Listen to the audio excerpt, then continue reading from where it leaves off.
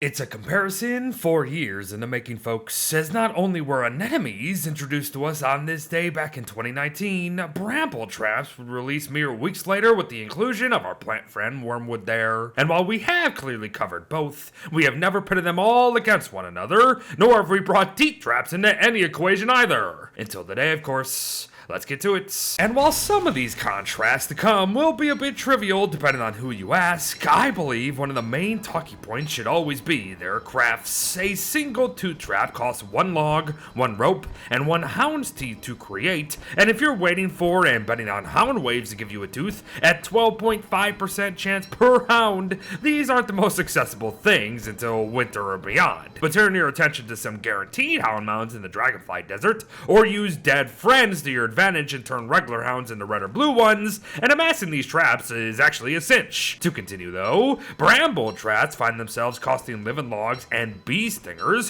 which used to be a pricier looking thing, but with how easy it is to farm living logs nowadays, especially with the wormwood at play, there's actually an argument to be made that brambles are the more efficient option. But lastly, a trap that has no craft at all, but instead is a natural structure found solely on the rocky beaches of the lunar island or the archipelago. Anenemies. Nature's teeth traps, everyone. To get them, we must first bait out their dangerous bite that actually has a bit more range to it than you might think, only to shovel them before they automatically reset themselves a minute later. But more on that revelation later. As for now, just note that anemones stack. It's good stuff. But now let us talk placement, damage, and uses. Teeth traps can be set really close to one another if you do so choose to do so, and offer us 10 activations at 60 damage a pop. Brambles can also be relatively smashed together, although definitely not as much as the former, and they will deal 40 damage in a 1 pitchfork tile radius for each of their 10 uses at the end of the day. And yes, you heard that right, these traps are ranged. And finally, since anemones are technically natural structures that must flare out after a minute or so, their spacing reflects that here. And unless you have a shovel at hand, you best place them right the first time, as they're not as easy to simply pick up as the others. Still, they not only offer the same 60 damage as teeth traps, but are infinite in their uses as well. So there you go. And trust me, that's gonna matter plenty in this next segment, as it's time to talk their actual uses and effectiveness. And no surprise here, we use these things as wave defense or to weaken some bigger targets. But here's a question, could one be better than the other? Tightly packed teeth traps are a go-to for clearing the ever-increasing size of hound waves, but even they need multiple triggerings to kill but a single hound anyways. And you'll notice that on occasion, some traps seemingly don't trigger when you think they should. And this is due to spacing, sure, but there is actually a built-in delay as well, so be aware of that. But my advice, pack them close together regardless, and make a crap ton of them. It won't matter in the long run. But brambles, on the other hand, are a bit different. Even though they deal 20 less damage per trap, they have an opportunity to hit multiple targets at once at range, meaning a single trap actually does more damage to the horde as a whole. And this also leads to the potential of using less traps per wave in general, especially if you space things out and strategically lead the mobs to where you want to go. Be mindful though, we must be wearing a bramble husk armor, otherwise we too will get hit by these traps. But lastly, nothing protects anything from anemones, so don't even bother trying to do any of what you just saw with them. That is not their true purpose. But before we talk just that, one last trap question. Should we use them on big bats?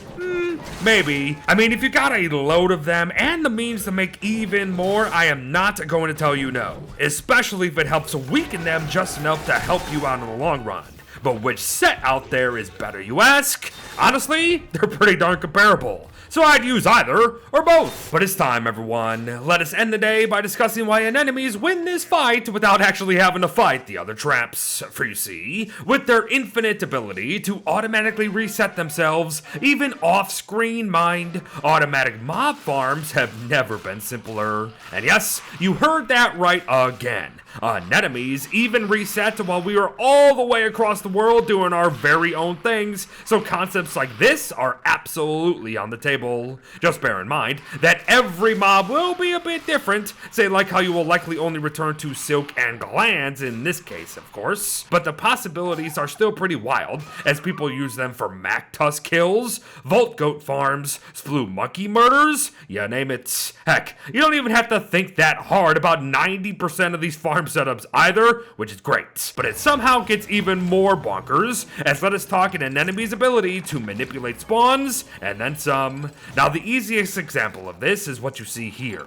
Anenemies essentially blocking the landing locations of birds, which in turn can be forced into a situation where said birds can only land in one place, resulting in the best flippin' bird farms in this entire game. Extend things further, however, and things get even more wild. Say you find where the ancient guardian returns to when it drops its aggro. If you place an enemy there, you can essentially auto-kill the guy. It will take forever, and yes, it can be done in the center of the arena once a ruins reset has occurred, but it is possible. We've just got to be aware of the proper spacing, as putting in an enemy right where a mob spawns is gonna uproot the thing. 2 to 2.5 spaces from the center of the spawn, everyone. That's the sweet spot. Hit that, and you can even auto-farm the ruins for Pete's sake, if you're both crazy and lazy enough to do it, if you catch my drift. Have fun. Oh, but before we go, one last true note. All traps avoid any of the flying mobs and bosses in this game, of course, but teeth and brambles will not trigger for some followers like Chester, small birds nowadays, and mounted beefalo.